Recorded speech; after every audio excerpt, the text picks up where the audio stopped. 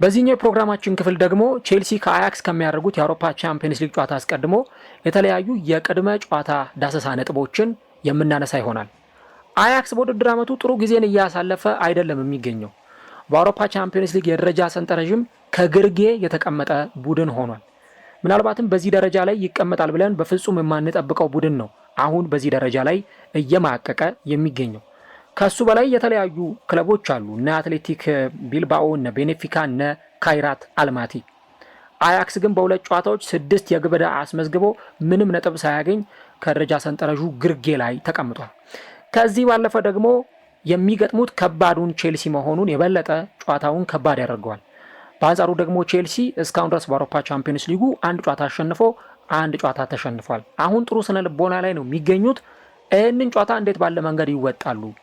ቼልሲ ጨዋታውን አሸንፎ የማሸነፍ ሜንታሊቲውን ያስቀጥላል ወይስ ደግሞ አያክስ ከገባበት የውጤት ማጥ ውስጥ የሚወጣበት የጨዋታ መስፈንጠሪያ ተርኒንግ ፖይንት ሊሆንለት ይችላል ወይ የሚለውን በዚህኛው የፕሮግራማችን ክፍል ላይ የምንመለከተው ጉዳይ ይሆናል። እስከ ቪዲዮ መጨረሻ ድረስ ከኛ ጋር አብራችሁ ከቆያችሁ ይህን ነገር እንነግራችኋለን።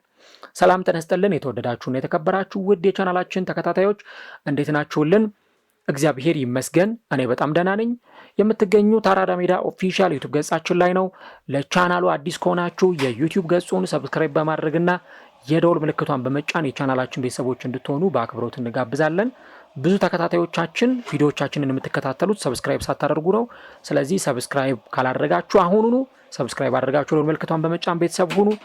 ወደ 23000 እየተጠጋን እንገኛለን። ከኛ ጋር አብራችሁ ስለምትቆዩ እጅግ አድርገን ከልብ እናመሰግናለን። እንዲሁ ደግሞ ቪዲዮ ላይክ ካላረጋችሁት ለብዙዎች ስለማይደርስ ፕሮግራሙን የምትከታተሉ በሙሉ ፕሮግራሙን ስትጀምሩ ላይክ እያረጋችሁ ፕሮግራሙን እንድትጀምሩ የአክብሮት ግብዣችን ነው። የአራዳ ሜዳ ኮሜንታተር ተስፋወርቅ ሉል ሰገድ አብሬያችሁ ቆይታ አደርጋለሁ። እንግዲህ የአውሮፓ ቻምፒየንስ ሊግ ጨዋታዎች ዛሬም ይቀጥላሉ። ቅድም በነበረን ፕሮግራም ከአይንትራ ፍራንክፉርት እና ሊቨርፑል ጨዋታ አስቀድሞ የተለያዩ ፕሪማች ነጥቦችን ስናነሳ ነበረ። በዚህኛው ፕሮግራማችን ላይ ደግሞ ስለ አያክስ እና ስለ ቼልሲ የጨዋታ መርሃ ግብር አንዳንድ ነጥቦችን እናነሳለን። እናንተስ ቼልሲ በዚህ ቻምፒየንስ ሊግ ጨዋታ ላይ ምን አይነት ውጤት ያስመዘግባል የሚለው ላይ ሀሳቦቻችሁን በግምት ደረጃ ልታስቀምጡልን ትችላላችሁ። እንግዲህ ከዚህ ጨዋታ አስቀድሞ ኦፕታ ሱፐር ኮምፒውተር ባስቀመጠው ግምት መሰረት ቼልሲ ይህንን ጨዋታ 71.2% ያሸንፋል የሚል ቅድመ ግምት ተሰጥቶታል። ለአያክስ ግን የተሰጠው ግምት 12.6% ብቻ ነው። ስለዚህ ለዚህ ቡድን የተሰጠው ግምት ምን ያክል ከፍተኛ እንደሆነ፣ ቼልሲ ጨዋታውን ያሸንፋል የሚለው ግምት ምን ያክል ከፍተኛ እንደሆነ በዚህ መረዳት እንችላለን። እንግዲህ አያክስ በአውሮፓ መድረክ ተከታታይ 5 ጨዋታዎችን የተሸነፈ ክለብ ነው። አሁን ለ6ኛ ጊዜ የሚሸነፍ ከሆነ ከመስከረም 1989 በኋላ ለመጀመሪያ ጊዜ አዲስ መጥፎ ሪከርድ የሚያስመዘግብ ይሆናል ማለት ነው። እንግዲህ ይሄ ሲሆን ከረጅም ዓመታት በኋላ ምናልባትም ከ36 ዓመት በኋላ የተመዘገበ ታሪክ ነው የሚሆነው። በአንጻሩ ደግሞ ቼልሲን ስንመለከተው እንግዲህ በዚህ የአውሮፓ ቻምፒየንስ ሊግ ላይ አንድ ጨዋታ ተሸንፏል በባየር ሚዩኒክ። ነገር ግን ቀጥሎ የተደረገውን የቤኔፊካውን ጨዋታ ደግሞ አሸንፎ መውጣት የቻለ ቡድን ሆኖ ተመልክተናል። ቼልሲ በዘንድሮ የውድድር ዓመት የተሸነፈባቸው አንዳንድ ጨዋታዎች ነበሩ። ለምሳሌ በነ ብራይተን፣ በነ ማንቸስተር ዩናይትድ የተሸነፈባቸው ጨዋታዎች ነበሩ። ግን የአሰልጣኝ ኤንዞ ማሬስካ ቡድን ደግሞ በጊዜ ሂደት ውስጥ በደንብ ራሱን ፕሩቭ እያደረገ እያሻሻለ እየመጣ ነው። ለወጣት ተጫዋቾች ደግሞ የበለጠ እድል እየተሰጠ እያየን እንገኛለን። አሁን ከኢንተርናሽናል ብሬኩ በፊት ሊቨርፑል ቼልሲ ሲያሸንፍ የነበረበትን ሂደት እያየን ነበረ። ከኢንተርናሽናል ብሬኩ በኋላም ያ ነገር ቀጥሏል። ከኢንተርናሽናል ብሬኩ በኋላም በደንብ ያን ነገር ኤክስፕሎይት እያደረጉ ቼልሲዎች እያስቀጠሉ እየመጡ ይገኛሉ። ኖቲንግሃም ፎረስትን፣ ሊቨርፑልም ቤኔፊካን አሸንፈዋል በተከታታይ። አሁን ይህንን የማሸነፍ ሂደት የማስቀጠል ኃላፊነት የሰማያዎቹ ይሆናል ማለት ነው። እንግዲህ ቼልሲ ለአንጅ ፖስቴኮግሉ መሰናበት ምክንያት በሆነው ጨዋታ ኖቲንግሃም ፎረስትን አሸንፈዋል። በእርግጥ እዛ ጨዋታ ላይ አንዳንድ ኢረሮች ነበሩ። ጨዋታው ላይ ልክ ጨዋታው ካለቀ በኋላ አንዳንድ ሀሳቦችን ስናነሳ ነበረ። በጣም ምርጥ እንቅስቃሴ ያሳዩታል በሁለተኛው አጋማሽ። መጀመሪያው አጋማሽ ላይ ግን ለግብ ሊዳርጋቸው የሚችል ግብ እንዲቆጠርባቸው ሊያስገድድ የሚችሉ ስህተቶችን ሲሳሳቱ ነበር። ግን የነ አቼምፖንግ፣ የነ ፔድሮ ኔቶ፣ የነ ሪሲ ጄምስ ብቃት እጅግ በጣም የሚያስገርም ነበር። የ19 ዓመቱ የቼልሲ አካዳሚ ሙሩቅ የሆነው አቼምፖንግ ምናልባትም ደግሞ በዚህ በፕሪሚየር ሊጉ የውድድር ዓመት በቼልሲ ታዳጊ ተጫዋች ሆኖ ግብ ያስቆጠረ ሁለተኛው ተጫዋች ሆኗል። ኤስቴቫኦ በሊቨርፑል ላይ ጎል ካስቆጠረ በኋላ ጎል ማስቆጠር የቻለ ሁለተኛው ታዳጊ ተጫዋች ሆኗል። አሁን ቼልሲ ታዳጊ ተጫዋቾቹም የበለጠ ዴሊቨር የሚያደርጉለት ብዙ ውጤታማ ሰርቪሶችን የሚያቀርቡለት ቡድን እንደሆነ ተከታታይ ጨዋታዎች ላይ እያየን እንገኛለን። እነዚህ ታዳጊ ተጫዋቾች አሁንም በቻምፒየንስ ሊጉ ቼልሲን ውጤታማ የማድረግ ኃላፊነት ተጥሎባቸዋል። በዚህ በትንሽዬ ትከሻቸው ላይ ትልቅ ኃላፊነት ነው የተሸከሙት እነ አቼምፖንግ፣ እነ ኤስቴቫኦ፣ ሌሎቹም ተጫዋቾች እነ ማርክ ጉዊን ጨምሮ እና ደግሞ ቼልሲ እስካሁን ድረስ የሚገርመው 30 ዓመት ለሆነው ወይም ደግሞ ከዛ በላይ ለሆነው ተጫዋች እስካሁን ሜዳ ላይ የመጫወት እድል እየሰጠ አይደለም። አብዛኞቹ የቼልሲ ተጫዋቾች ታዳጊ ናቸው። ይህን እንመለከታለን።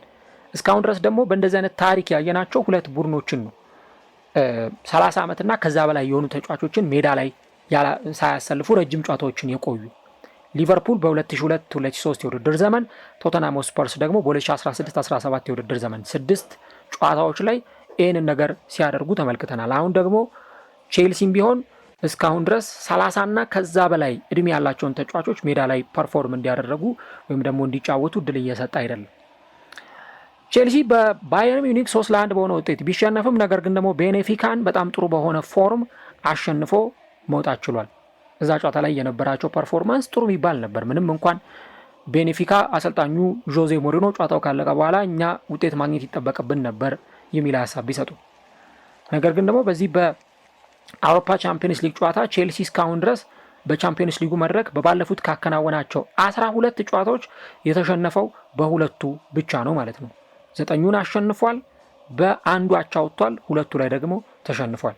እሱንም የተሸነፈበት ጨዋታ በሜዳው ባከናወናቸው ጨዋታዎች በሪያል ማድሪድ የተሸነፈባቸው ጨዋታዎች ናቸው። በኳርተር ፋይናል ወይም ደግሞ በሩብ ፍጻሜ በ2021-22 እና በ2022-23። ስለዚህ ቼልሲ ስታንፎርድ ብሪጅ ላይ ጥሩ ሪከርድ ነው ያለው ማለት ነው። በባለፉት 12 ጨዋታዎች 9ኙን አሸንፎ የተሸነፈባቸው ጨዋታዎች 2 ብቻ ስለሆኑ፣ ከዛ በተጨማሪ ደግሞ በዚህ በአውሮፓ ቻምፒየንስ ሊጉ ቼልሲ በግሩፕ ስቴጅ ወይም ደግሞ ሊግ ስቴጅ በሚባለው ፎርማት ላይ ወይም የምድብ ጨዋታዎች ሲደረጉ፣ አሁን በእርግጥ የምድብ ፎርማት አይደለም የሊግ ፌዝ ነው ያለው። በነዛ ጨዋታዎች ላይ ቼልሲ በጣም አስገራሚ ሪከርድ ነው ያለው። 12 ጨዋታዎችን አከናውኖ በነዛ ውስጥ አንድም ጨዋታ አልተሸነፈም። 8ቱን አሸንፏል፣ 4ቱን አቻ ተለያይቷል። በ2019 ፍራንክ ላምፓርድ በቫሌንሲያ ከተሸነፈበት ጊዜ በኋላ ቼልሲ በእነዚህ ተከታታይ ጨዋታዎች ሊግ ስቴጅ በምንላቸው ጨዋታዎች ወይም ደግሞ ግሩፕ ስቴጅ በምንላቸው ፎርማቶች ላይ በሜዳው ምንም አይነት ጨዋታ አልተሸነፈም እያለን፣ ይሄም ደግሞ ለቼልሲ ሌላው ጥሩ ተከትሎት የሚመጣው ሪከርድ ነው። ከዛ ውጪ ኤንዞ ፈርናንዴዝ በባለፈው የፎረስቱ ጨዋታ ምልጦት ነበረ። በዛሬ ምሽቱ ጨዋታ ላይ ወደ ሜዳ ይመለሳል ተብሎ ይጠበቃል። ከሞይሰስ ካይሴዶ ጋር አብረው በጋራ ተጣምሮ ሲጫወቱ የምንመለከታቸው ነው የሚሆነው።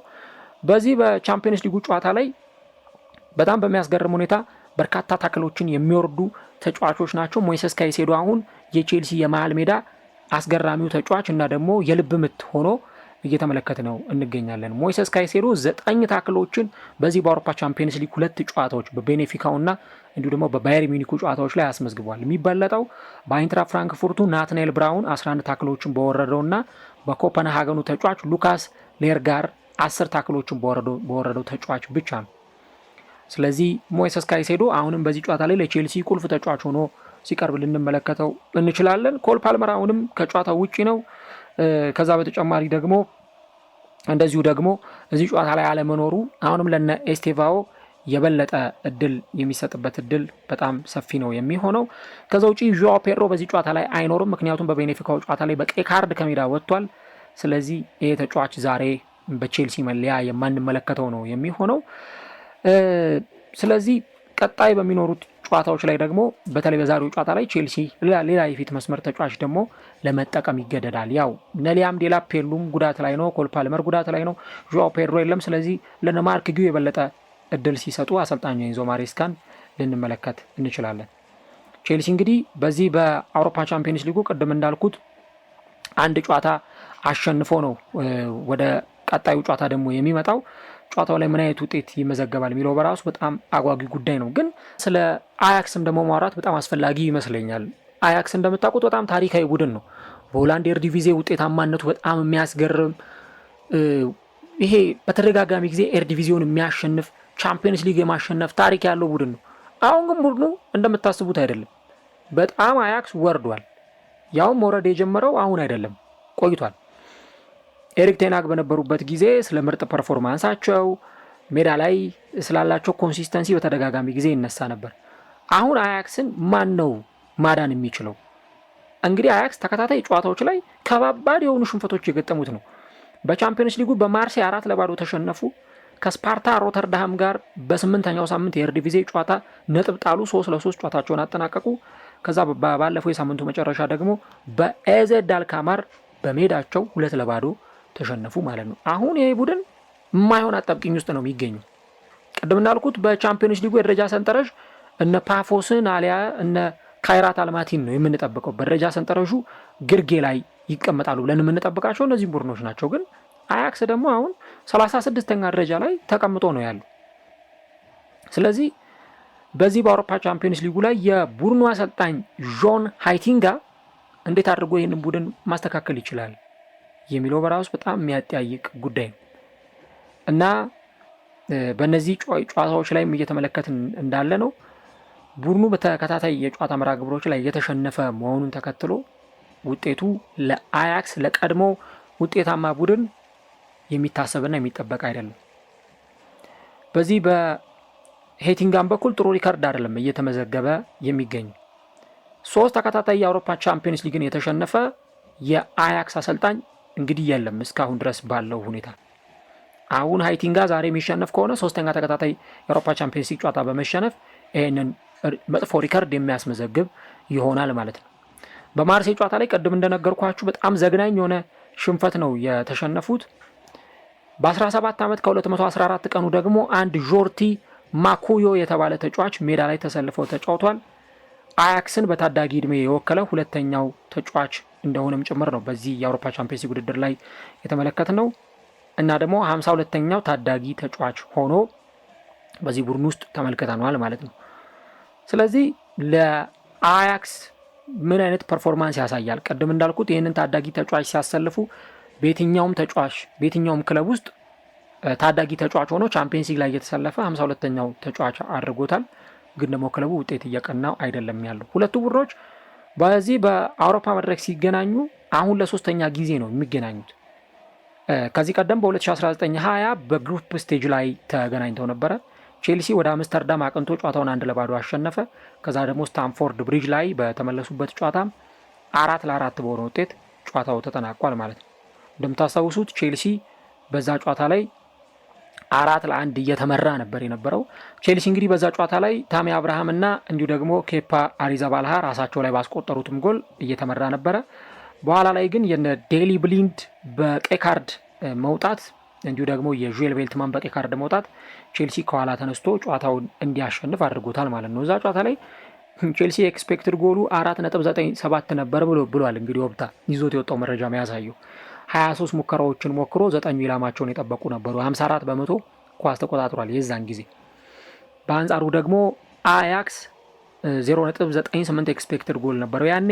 8 ሙከራዎችን ሞክረው 5 ኢላማቸውን የጠበቁ ነበሩ። 46 በመቶ ኳስ ተቆጣጥሯል። ሌላው ለአያክስ መጥፎ ሪከርድ ይዞ ወደዚህ ጨዋታ እንዲመጣ የሚያደርገው አንደኛው ነገር አያክስ በባለፈው 11 ጨዋታዎች ከእንግሊዝ ቡድኖች ጋር ባረጋቸው ጨዋታዎች ላይ ጨዋታዎችን ለማሸነፍ የተቸገረ ቡድን መሆኑ ነው። 2 ጨዋታዎችን አቻ ሲወጣ 9 ሽንፈቶች ደግሞ ክለቡ ገጥሞታል። ክለቡ በ2019 ቶተንሃምን 1-0 ካሸነፈበት ጊዜ በኋላ ከእንግሊዝ ክለቦች ጋር በሚጫወትበት ጊዜ ለማሸነፍ በጣም እየተቸገረ እየተመለከትን እንገኛለን። ያው የሉካስ ሞራ የሁለተኛው ዙር ሃትሪክንም እናስታውሳለን። እንዲሁ ደግሞ በባለፉትም ጨዋታዎች ላይ አያክስ ጎል ለማስቆጠር በጣም እየተቸገረ እንደመጣ ነው እየተመለከትንና ያየን የምንገኘው። ስለዚህ አሁን በሚደረገው ጨዋታ ላይ ደግሞ እንዴት አድርገው ውጤት ሊያስመዘግቡ ይችላሉ፣ ምን አይነት የማሸነፍ ውጤትን ሊያስመዘግቡ ይችላሉ የሚለውን እዚህኛው ጨዋታ ላይ የምንመለከት ይሆናል ማለት ነው እና ይሄ የጨዋታ መርሃ ግብር ቅድም እንዳልኩት ለቼልሲ ነው የማሸነፍ ቅድመ ግምቱ የተሰጠው 72 በመቶ። ከዛ ውጭ ግን የሆነ አንድ ቅድመ ግምት እየተሰጠ ነበር እና ለቼልሲ ቻምፒየንስ ሊግን ያሸንፋል የሚል ግምት እየተሰጠው 5 በመቶ ነው እና ከ8 ዋንጫ ያነሳሉ ተብለው ከተገመቱ ቡድኖች መካከል በ5% ነው ቼልሲ ዋንጫ ያሸንፋል የሚል ግምት የተሰጠው። 16ቱን ይቀላቀላል በሚል 79% ግምት ተሰጥቶታል። በአንጻሩ ግን አያክስ 2.7 በመቶ ነው ፐርሰንቴጅ የተቀመጠለትና በጣም አስቸጋሪ ነው። አሁን ለዚህ ቡድን ምን አይነት ውጤት ያስመዘግባል ከሚለው ነገር አንጻርና ጨዋታው መርሃ ግብር ለአያክሶች እጅግ በጣም ከባድ እንደሆነ መናገር ይቻላል። ስታርቲንግ ላይናፑ ምን ሊመስል ይችላል የሚለውን እንመልከት። በቼልሲ በኩል ሮበርት ሳንቼዝ፣ ማሎ ጉስቶ፣ ቴርቮ ቻሎባ፣ ዮራላ ሀቶና ማርኮ ኩሬያ በተከላካይ መስመር ላይ ይጀምራሉ ተብሎ ይጠበቃል።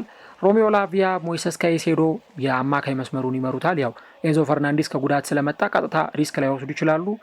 ፔድሮ ኔቶ፣ ፋኩንዶ ቦናንቴ፣ አሌሃንድሮ ጋርናቾ እና እንዲህ ደግሞ የፊት መስመር ያላቸው አማራጭ ቴሪክ ጆርጅ ስለሆነ እሱ ሊጠቀሙ ይችላሉ። ኦፕታ ነው ይሄንን ፕሪዲክቲቭ ላይንአፕ ይዞ የወጣው። በአያክስ በኩል ጆን ሃይቲንጋ፣ ቬስላፍ ዣሮስ የቡድኑ ግብ ጠባቂ ይሆናል ተብሏል። ሉካስ ሮሳ፣ እንዲሁ ደግሞ ኮ ኢታኩራ፣ ዮሪ ባስ፣ ጆርቲ ሞኩዮ፣ ዳቪ ክላሰን፣ ዮሪ ሪጀር፣ ኬንቲ ቴይለር፣ ኦሊቨር ኤድቫርሰን፣ ሚካ ጎትስ እና ደግሞ ኦስካር ጎልኩ ደግሞ በአያክስ በኩል በቋሚ 11 የምንመለከታቸው ተጫዋቾች ይሆናሉ ማለት ነው። ስለዚህ እንግዲህ ቼልሲ በዚህ የጨዋታ መርሃ ግብር ላይ ይህንን የአያክስን ቡድን ምሽት ላይ የሚገጥም ይሆናል። የማሸነፍ ግምቱ ለቼልሲ ነው የተሰጠው። አያክስ ምናልባትም ደግሞ ዛሬ ይህንን ጨዋታ የማያሸንፍ ከሆነ የበለጠ አጣብቂኝ ውስጥ የሚገባ ወይም ደግሞ ውጤት ይዞ የማይወጣ ከሆነ አሰልጣኙ የበለጠ አጣብቂኝ ውስጥ የሚገባ ነው የሚሆነው። እናንተም እስቲ ሀሳቦቻችሁን አጋሩን። ከጨዋታው ምን አይነት እንቅስቃሴ በቼልሲ በኩል ጠብቃላችሁ? ማን ጨዋታውንስ ሊያሸንፍ ይችላል የሚለውን ሀሳቦቻችሁ ልታጋሩን ትችላላችሁ። እግዚአብሔር ቢፈቅድ ምሽት ላይ ደግሞ በጨዋታ የቀጥታ ስርጭት ፕሮግራሞች የምንመለስ ይሆናል። እስከዛው ግን ቀኑ ለእናንተ ደስ የሚልና መልካም የስራ የትምህርት ቀን እንዲሆንላችሁ እንመኛለን። ቻናሉን ሰብስክራይብ በማድረግ ቪዲዮ ላይክ በማድረግ አብራችሁ መቆየታችሁን አትርሱ። ምሽት ላይ እስከምንገናኝ መልካም ጊዜ፣ መልካም ቆይታ ይሆንላችሁ።